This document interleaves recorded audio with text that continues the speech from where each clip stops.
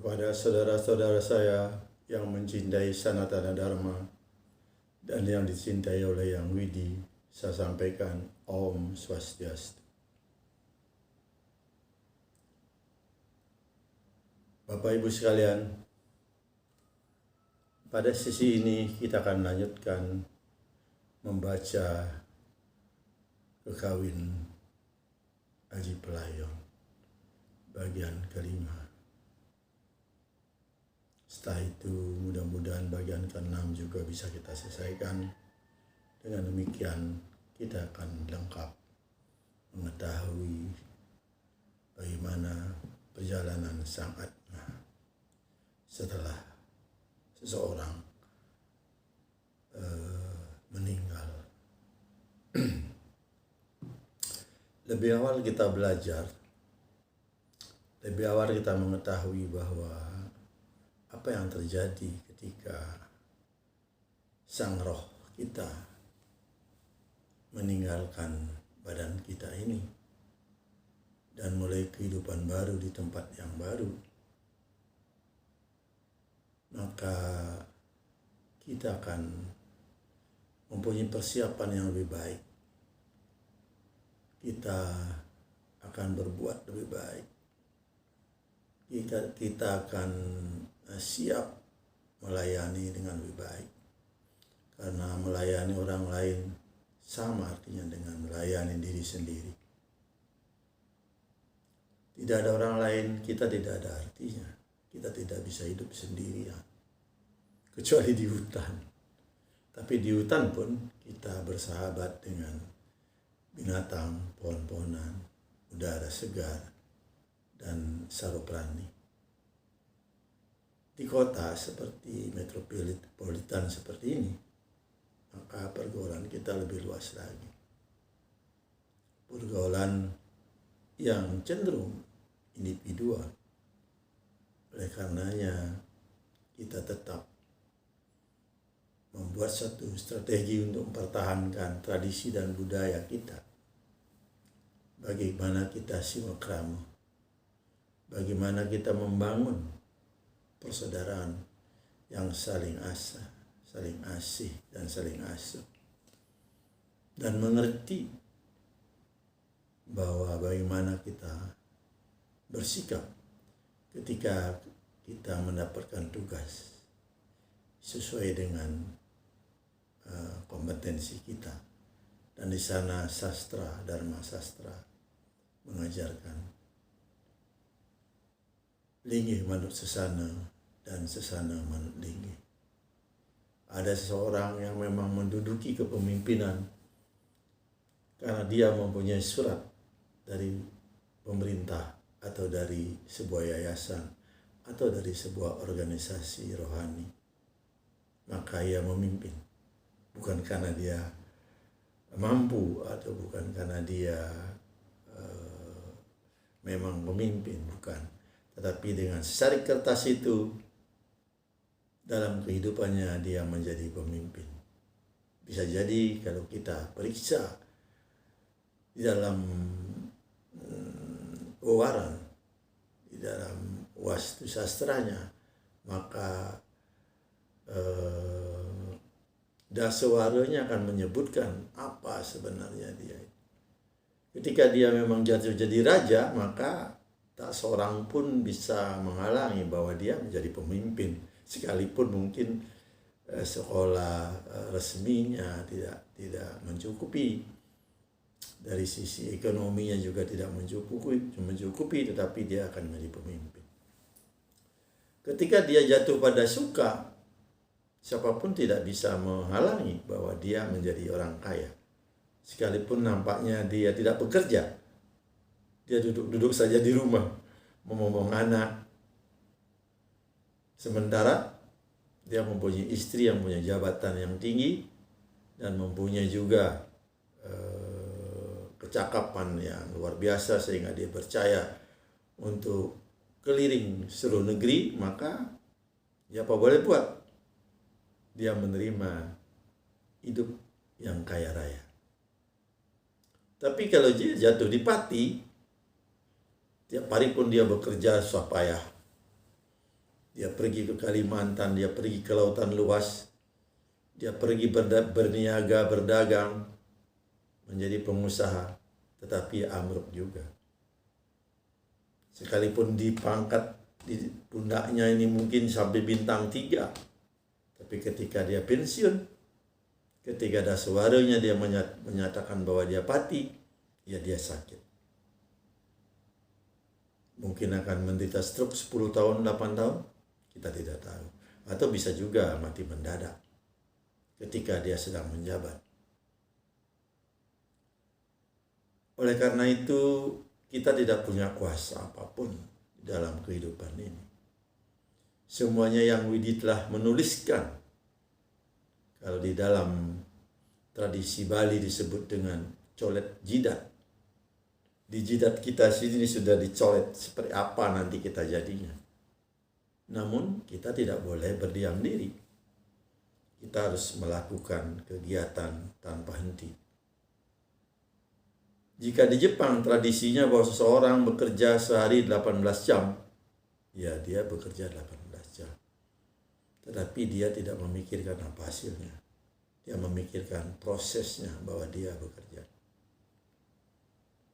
Orang-orang tua di sana yang sudah pensiun, maka dia menerjemahkan segala ilmu pengetahuan dari luar negeri ke dalam huruf kanji dan katakana, hiragana untuk masyarakatnya. Ibu-ibu tua yang nenek-nenek pada masa sebelum pandemi ini, mereka diberikan kegiatan agar mereka tidak sakit, tidak pikun. Maka mereka diberikan tugas menjadi housekeeping di hotel. Mungkin hanya cukup untuk merapikan 2 tempat tidur, karena dia sudah tua. Begitulah pemerintahnya membuat semua orang berada dalam kegiatan tanpa henti. Persis kita belajar dari semut. Selalu bergerak, selalu saling tegur sapa. Dan yang paling hebat lagi, semut yang sekecil itu, dia mampu menggotong gunung. Gunung bisa dipindahkan. Mungkin Bapak Ibu tidak percaya, tapi ketika semua energi kita satukan menjadi kekuatan yang penuh, maka tak ada satupun yang tidak bisa diselesaikan. Maka kerjasama kita, persatuan kita harus kita junjung. Jangan kita mengatakan saudara, tapi sesungguhnya bukan saudara. Hanya sebagian kecil saja yang kita akui saudara. Kebetulan banyak kalau sama-sama dalam kedudukan ekonominya oke, maka mereka akui saudara. Saya pernah punya pengalaman. Ketika di awal saya masuk bekerja, teman saya dari Jogja, dia membawa pakaian dengan koper dari Seng. Mungkin belum pernah lihat, anak-anak sekarang belum pernah lihat. Mereka tidak punya saudara siapapun di metropolitan ini. Dan saya satu-satunya saudaranya, menjadi saudaranya. Kemudian karena mereka adalah angkatan setahun lebih muda dari saya, maka saya menjadi kakaknya. Ketika dia berdinas, dan kebetulan kami adalah dinas shift pagi, siang, dan sore. Jika sang istri kita sakit, orang yang di rumah membawakannya mereka ke klinik untuk berobat. Sering dengan perjalanan, hal itu menjadi hilang.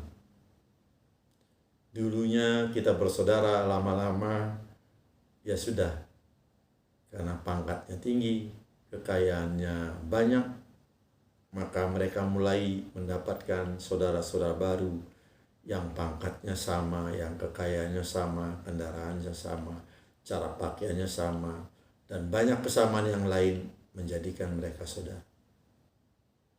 Tapi apakah kita menyesali? Oh, tentu tidak. Kita akan bertambah dewasa, bahwa kehidupan itu selalu berubah. Dan kehidupan itu pasti ambiguitas. Tidak bisa kita nyatakan sebagaimana yang kita rancang. Kita tetap harus mengikuti apa kehendak yang Maha Kuasa. Jika kita dijadikan pelayan, ya kita jadilah pelayan yang baik. Jika kita dijadikan komandan, maka tongkat komando kita pegang dan kita pimpin mereka. Dan kita ada di depan untuk berjuang, untuk untuk memperjuangkan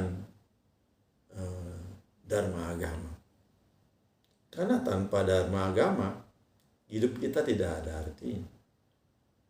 Perusahaan umpamanya, ketika kita pensiun, perusahaan yang besar itu akan berjalan sebagaimana mestinya. Maka saya pernah mengalami suatu kebodohan yang tapi tidak saya sesali. Pernah saya berpikir bahwa kalau tidak ada saya, mesin ini tidak berjalan. Ternyata tidak. Di dalam perjalanan 33 tahun bekerja, ketika masa 20 tahun sudah tidak ada pekerjaan lagi. Tugas saya menjadi pembina. Bagaimana membina orang-orang baru yang tamat dari university untuk membuat dan belajar karya inovasi. Bagaimana membina untuk menghimpun nilai-nilai kebudayaan agar menjadi nilai-nilai perusahaan. Itulah ketika kita ada pada fase yang ketiga, karena di dalam bekerja selalu saya diajarkan di dalam training untuk kepemimpinan bahwa kita dibagi 3. Fase pertama adalah fase kita saat belajar di dalam pekerjaan itu, apapun pekerjaannya, apakah berdagang, apakah militer, apakah pengusaha, apakah di perusahaan-perusahaan BUMN strategis. Kemudian masa kedua adalah masa bekerja keras 10 tahun kedua. Dan 10 tahun ketiga adalah kita memberikan pengalaman kita kepada pendatang-pendatang baru yang bergabung di perusahaan itu, atau bergabung di usaha kita, atau bergabung di dalam pertanian kita. Kita tumpahkan semua apa yang pernah kita tahu, sehingga mereka tidak akan mengalami kegagalan yang sama yang pernah kita lakukan karena kekeliruan yang kita telah lakukan, baik sengaja maupun tidak sengaja. Saudara, itulah kira-kira bagaimana kita menyikapi sebuah kehidupan. Kehidupan ini mungkin juga misteri, tapi misteri harus kita ungkap. Kita tidak bisa berhenti, karena kereta api ini kita memasuki setelah kereta itu berjalan. Dan kereta api kehidupan ini tidak akan pernah berhenti. Dan kita akan mati di dalam gerbong itu juga. Baik, saudara sekalian, Abhigyan Namastu. Saya tutup dengan Pramasanti.